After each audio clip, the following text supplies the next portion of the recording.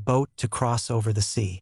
Along the way, they saw the great bridge that Tazuna was working on. Tazuna gave them a brief history on the land of waves, even a brief summary of the Naogon land of whirlpools, giving Naruto a soft chuckle. As they finally made it to land, the fog around them got heavier. Sakura put her hand above her eyes and looked around. Wow, it's really the land of waves, you can barely see. Actually, it isn't supposed to be this foggy. Team 7. This fog is laced with chakra. Stay sharp. We're in an enemy jutsu. But it was too late. Something came flying towards them. Naruto yelled, "Duck!" Naruto dragged Tazuna to the floor as the other genin dropped to the floor. The flying object stuck to a tree, revealing itself as a huge Kubikurabocho. In a flash, someone landed on the lodged blade. It seems that there are Konoha dogs with my victim. Let's make this fun, shall we? Naruto glared at the man. He had read the man's name in the bingo book. Zabuza no Kijin. Arank Nuke Nin. You know your stuff, kid. Too bad that smart brain of yours will be spilt all over the ground once I'm done with you. I'm afraid, Zabuza-san, that I can't let you do that.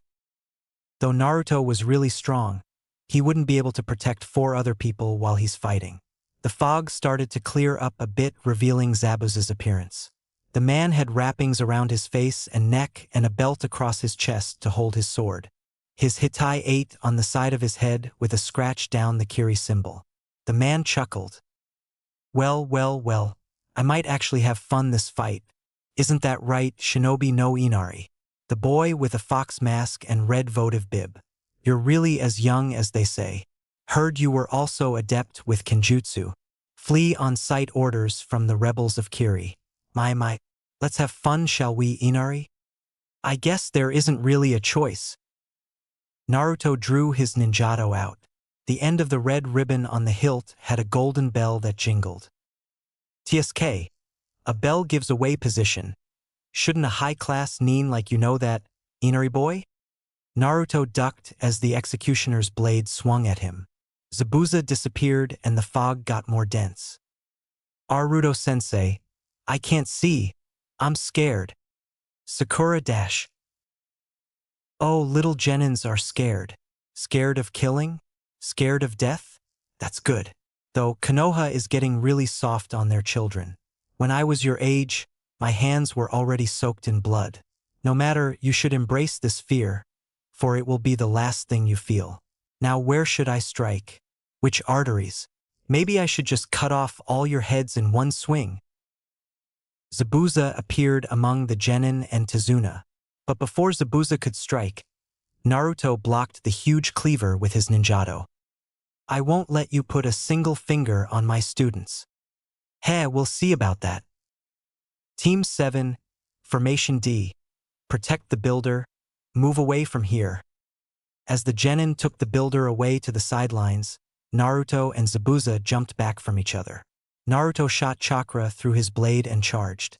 The 2 nins engaged in a kenjutsu fight, sparks flying everywhere as the clang of the 2 swords rang through the clearing. The fight was so fast that Sasuke could barely see what was going on. Though both were equal in kenjutsu mastery, the weight of Zabuza's blade and the muscle power behind it was far greater than the 12-year-old's small ninjato. Naruto was getting pushed back slowly but surely. Zabuza swung his blade horizontally and Naruto ducked under. Anticipating this, Zabuza kneed Naruto in the face. Naruto dodged at the last second, allowing the knee to crush his mask right before he dodged. Naruto huffed as the shards of his mask started to fall. Naruto shoved off the remaining pieces and looked up, revealing his 12-year-old face, sharp blue eyes, and whisker marks. Oh, who would have guessed? The Shinobi no Inari is the son of the Yellow Flash. This just keeps getting better. Naruto dodged another volley of strikes and jumped away, landing on water. Wrong move. Suiro no Jutsu. Naruto was engulfed in a dome of water. Shit, I'm stuck. I guess the foxes aren't as smart as they seem. Water is my domain. It was a mistake to step on it. Misu Bunsin no Jutsu. Naruto's eyes widened as another Zabuza started to form. With a feral grin behind the facial wrappings, the clone charged at the genin. It's over, Inari boy. Zabuza swung his blade at the genin. Iraisin no Jutsu. In a flash, Naruto appeared and blocked the swing with his blade. Zabuza went wide-eyed and looked back at his prison. The Naruto inside the prison suddenly dissipated, leaving bubbles in its place. You're not the only one who can make solid clones, Zabuza-san. Tahu Kage Bunsin no Jutsu. 15 Narutos popped into existence and charged at the 2 Zabuzas. The original Zabuza slipped away from the prison, releasing the jutsu, as his clone was taken out. He swung his blade just in time to take out 10 of Naruto's clones. The remaining 5 encircled him. Futon de Tapa. Katon Goukakyu no Jutsu. The Narutos combined the jutsus and trapped Zabuza in a ball of fire. When the fire went out, Naruto noticed Zabuza had made an escape.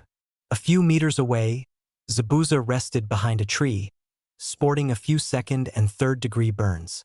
Damn, that Inari kid has some powerful jutsus. Naruto closed his eyes and sensed his surroundings. Over there. Douton Asu Sekihun no Jutsu. Before Zabuza could move, several spikes rose from the ground, piercing Zabuza's leg. Suito Nanatsu no Suiko no Jutsu. Zabuza looked up to see 7 foxes formed by water staring at him a few meters away. Raitun Kaminari Suzum. The foxes were struck by lightning and now were sparking blue electricity. They charged at Zabuza, but right before they jumped, a few senbon were launched at Zabuza and struck the base of his neck. Naruto immediately stopped his jutsu and let the foxes melt, leaving a puddle of water still merged with lightning. Naruto looked up to the trees to see the newcomer. "Thank you. I've been looking for this nuke Nin for a while. You've made my job easier." The person was a hunter Nin from Kiri, a boy that sounded no older than him. The boy jumped down, grabbed the body of Zabuza. Naruto's eyes narrowed. "Because of your fight, I was able to take down Momochi Zabuza. Kiri has many thanks to Konoha. My regards." The hunter Nin disappeared and the fog began to clear away. Naruto stood there for a second, staring at where Zabuza was, deep in thought. But Naruto quickly looked away and back at his genin. He walked over to Team 7. "Is everyone okay? Sensei." He looked at everyone who was just gawking at him. Konohamaru started. "Sensei, your mask. Your..." Sakura almost squealed as she finished Konohamaru's sentence. "Namikaze Naruto." Naruto scratched the back of his head. Thanks to his hair almost as long as Minato's, the 4 thought they were practically looking at the yondaime. "It's best if we get Tazuna-san to safety. I know you must have lots of questions, but mission first." Ozu. Sasuke was only shocked because of the level of fight. So this was what it was to be Jounin. The fight was eye-opening for Sasuke as he learned that Naruto was really a prodigy. The rest of the travels back to Tazuna's town was silent. Naruto didn't bring a spare mask, so now Konohamaru, Sakura, and Tazuna were openly staring at the young Jounin. "Why weren't you gonna tell us who you were, Naruto Yaro? Just because you know who I am now, doesn't mean I won't hit you." With that, Naruto flashed in front of Konohamaru and flicked the boy on the head, causing Konohamaru to shuffle back a few steps. "Ow! The council will hear about this." Naruto then pulled Konohamaru into a headlock. "They won't know if you don't tell them. You wouldn't rat me out, would you, Konohamaru-kun?" Naruto's sickly sweet voice brought shivers down Konohamaru's back. "I won't, and Naruto-sensei." "Good. Now let's get to the fisherman's town. We've got a lot of building to do." Team 7 and Tazuna had finally reached the village. If you could even call it a village. The buildings were mere shacks with broken windows and unhinged doors. The place smelt of rotten fish with an evanescent smell of blood. There were many people on the streets, beaten up and disease-ridden. Most of the villagers were in rags. At the corner of the street intersection, Konohamaru caught sight of some thugs beating up a man. He quickly ran over. "Hey, what the hell do you think you're doing?" With that, Konohamaru quickly dealt with the 3 thugs. Konohamaru held out his hand to the beaten man, but he only scrambled away in fear. Konohamaru frowned. Naruto flashed to his side and put his hand on Konohamaru's shoulder. "It's best if we leave right now. But these people, we need to do something. We will, not now." Konohamaru averted his eyes from Naruto and looked at the ground. Naruto walked back to the group as Konohamaru slowly followed. Sakura put her hand over her mouth to block out the stench, but it was futile. Sasuke tried to avert his eyes from making contact with the villagers on the sidewalks. Naruto kept his face forward, unfortunately experienced with these kinds of hardships. They were just like the people at Kiri, if not better. At least the dead were disposed of properly. Back in the war-ridden villages of Kiri, dead bodies were left on the streets. The stench of blood and rotting flesh was more prominent. Bile and other excrements littered the streets along with rats and other foul rodents. At least this village in Waves was clean. Naruto looked over to his genin. Konohamaru kept his face in a scowl and was clenching his fists. When the five arrived at Tazuna's house, it was slightly better. The house was towards a better part of the village. The house was whole and inside was furnished. A young woman came out to greet the group. "Hiya! You all must be the ninjas my father, Tazuna, requested. Welcome to our humble home. I'm Tsunami." The whole team muttered a small greeting as Naruto returned the enthusiasm in his greeting, complete with a wave and a small smile. The five entered the house and situated themselves in the kitchen. Konohamaru slammed his hand on the table. "What the hell is wrong with this pithole? These people are suffering." Sarutobi, calm down. No. "I've had enough. I mean, don't these people have ninjas to protect them from thugs? Where are all the law enforcements?